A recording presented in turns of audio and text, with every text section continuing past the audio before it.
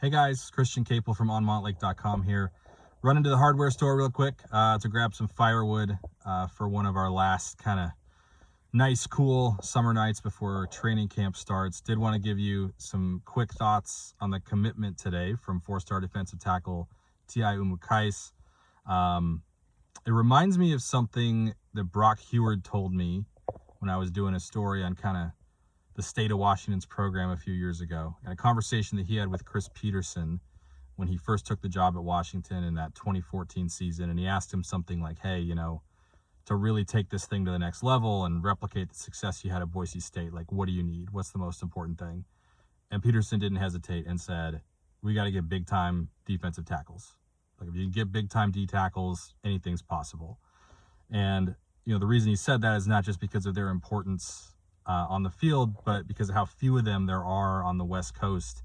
If you read my stuff at onmontlake.com, also going back a ways to The Athletic, I've been kind of hammering that for a while. Like, if you study the number of big-bodied players at the elite level with elite athleticism on the offensive line and on the interior defensive line, they exist in much larger numbers in the South, especially the Southeast, than they do out West. And so when you have a four-star guy in your footprint, especially when there's been some misses at edge rusher and on interior D-line so far for Washington in this 2026 class, and you're in that guy's top 2 or 3, and you're competing with a Big Ten rival, in this case UCLA, for his signature, which, assuming they get it, would be a big one, that makes him all the more important. So depending on the service, I think the number 1 or 2 rated player in Colorado. If you watch his tape, like any high-level player, any high-level prospect at the high school level, he's dominant, right? He's extremely disruptive. He's very strong,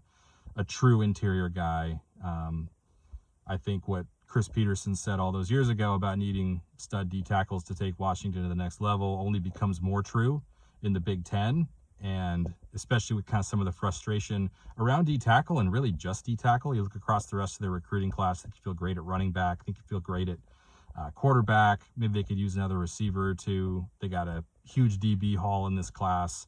If you'd asked me even 2-3 months ago who's the most important remaining uncommitted prospect on Washington's board, TI Umu-Cais would be right up there at the top of the list. I think in terms of significance of victory of commitment in this class, he's in that top tier with Derek Coleman-Brusa, with Cody Green, and with Brian Bonner. So a big win for Jed Fish, for Jason Kafusi, and for Washington's 2026 recruiting class.